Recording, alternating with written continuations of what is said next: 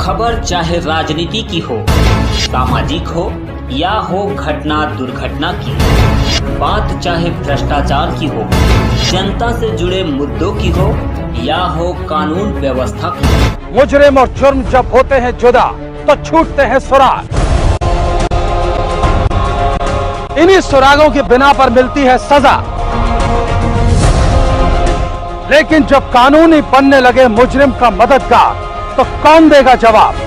चुनाव आयोग का बड़ा ऐलान। देश में लोकसभा चुनाव 7 चरणों में होंगे संपन्न। इस प्रकार प्रथम चरण वोटिंग 19 अप्रैल से होगी शुरू। सहारनपुर, कैराना, मुजफ्फरनगर, बिजनौर, नगीना, मुरादाबाद, रामपुर, पीलीभीत कुल 102 सीटों पर चुनाव होगा संपन्न।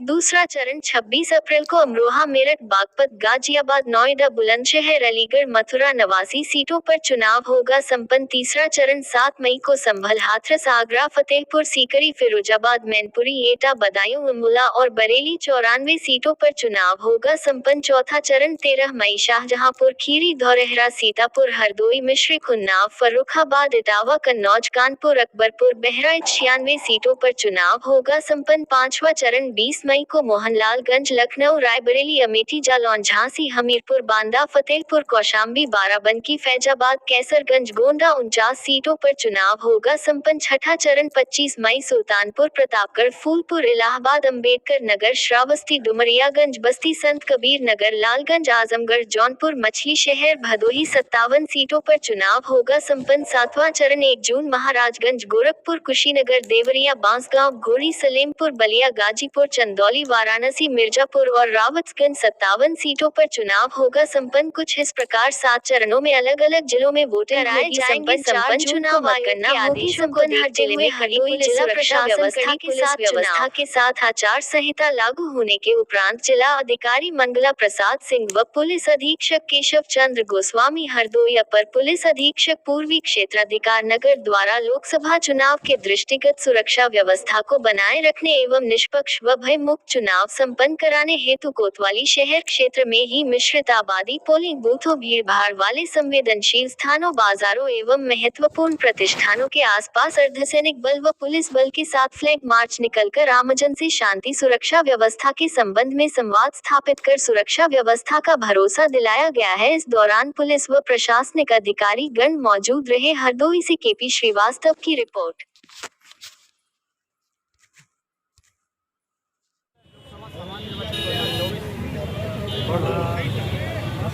और आदर्श आचार संहिता प्रभावित हो गई है।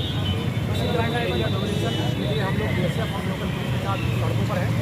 लोगों में विश्वास का माहौल पैदा हो सके, मतदान का परसेंटेज हमारा बढ़ सके, इसलिए हम लोग सड़कों पर हैं। साथ ही साथ जो मॉडल कोड ऑफ कंडक्ट है उसको भी हम लोग रिटर्न कर सकें और जो इसका इंस्ट्रक्शंस है उसको फॉलो करा सकें, इसके लिए आज हम लोगों को अच्छा, कुछ कार्रवाइयाँ भी हुई हैं होर्डिंग हटाने वगैरह की? निश्चित रूप से जैसे ही एमसीसी प्रभावित हुआ है, हमारी टीम पहले से हमने टीम को एक्टिवेट कर रखा था, मेंटेन कर रखा था। सड़क पर है, जहाँ जहाँ इलीगली होर्डिंग वगैरह लगे हैं वो तो उसको ध्यान में रखा जाए, उसको अच्छे से हटाया जाए। तो ऐसी कार्रवाई नहीं की जानी चाहिए द्वारा, इससे लगे कि वो अमान्य गलत। कल फिर हाजिर होंगे नई खबरों के साथ। मुझे इजाजत दीजिए।